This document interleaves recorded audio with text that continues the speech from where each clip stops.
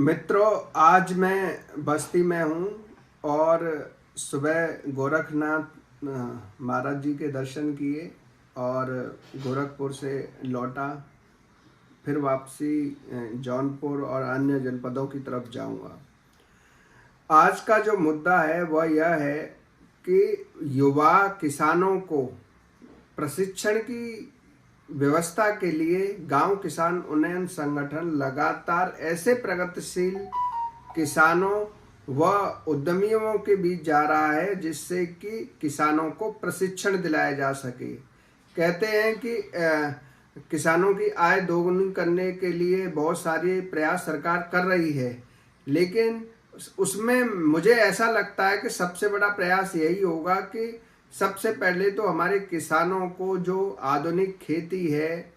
चाहे आप प्राकृतिक खेती की बात कर लें, प्राकृतिक खेती के जो नकारात्मक पॉइंट हैं वो बहुत प्रचारित किए जाते हैं।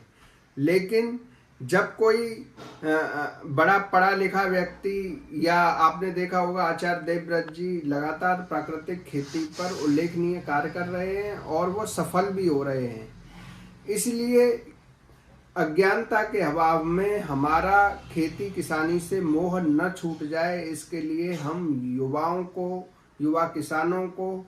चाहे बी फार्मिंग हो, बी कीपिंग हो, आपका फूल की खेती हो और आपके सब्जियों की खेती हो, चाहे स्टोरेज की फल सब्जियों के स्टोरेज की बात हो,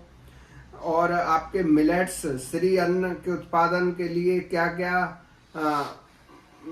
किया जा सकता है, इन सभी की बात हो। इसके लिए एक प्रशिक्षण मुहिम गांव किसान उन्नयन की तरफ से चलेगी, जिसके लिए हम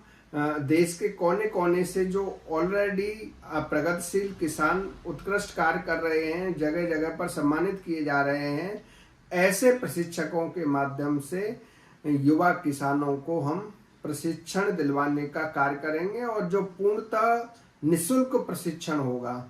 जो सिर्फ आपको एक शॉर्ट पीरियड के अंदर उस फील्ड की जो बारीकियां हैं और जो चुनौतियां हैं उनके समाधान के बारे में उन प्रशिक्षणों में बताया जाएगा। जय जवान जय किसान।